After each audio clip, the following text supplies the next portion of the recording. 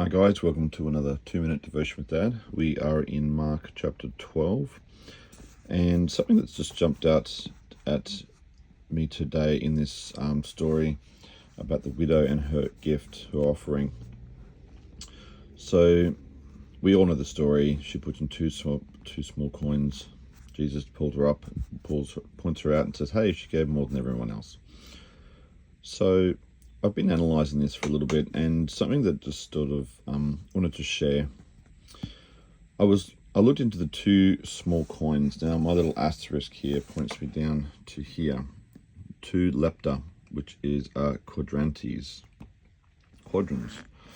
So I looked up what a lepta was, and a lepta is basically it's 1/64th of a day's wage, but basically each one of them is a cent, pretty much. It's a quarter of a drachma on the old system, and the drachma was replaced by the euro in the early 2000s.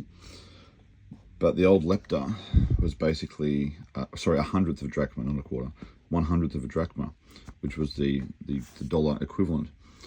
So we have a lepta, which is 100th of a dollar, which is the equivalent of a cent in sort of translation terms. And so one of the things I've been looking into, which is pretty cool, this woman literally put in her 2 cents worth. And I believe that this could be one of the origins of that phrase, the 2 cents worth. There's a whole online, there's a whole heap of other interpretations, but one of the sources said it's the first reference to the concept of 2 cents worth, the 2 coins. And so Jesus praised her 2 cents worth. And so I just wanted to firstly draw attention to that phrase, where we get it from potentially, and what it means. So what does it mean, 2 cents worth? Well, in that day, or in any day really, these 2 coins were probably among the most insignificant values that you could give. And Jesus said, she gave more than all else. Why? Because she had given everything she had to live on. Now, one of the other things I looked into, this collection box here, there were 13 of them around the temple for various purposes, but most of them were for the purposes of simply giving, like as a gift, not as an offering. And my commentary suggests, I don't know if it's here or somewhere else, I read it.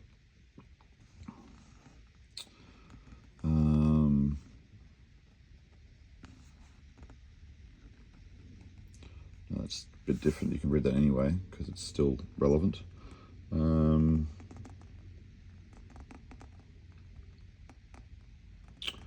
must be one of the other commentaries, but basically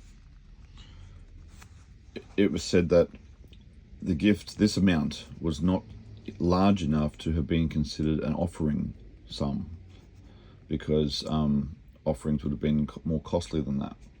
So the fact that this was so small denotes that it was simply a gift for the church, for God. But why is it significant? Because rather than give even just one, she gave both of them. But even then, she gave everything she had to live on, rather than out of the surplus of their earnings, which is what everyone else gave. And so we have almost a triple significance here, because she gave everything, and she gave not 1 but 2. But then she gave as a gift, not out of obligation. And so this widow showed the depth of her love for God, not through the value, which is what everyone sort of talks about, but through the fact that she didn't even have to give anything, but she gave everything. And so I just wanted to point that out today as a bit of a challenge for you and me, actually, because obviously we've got tithes and offerings, but then we've got love offerings, like gifts for the church. And it's not about the church, it's for God.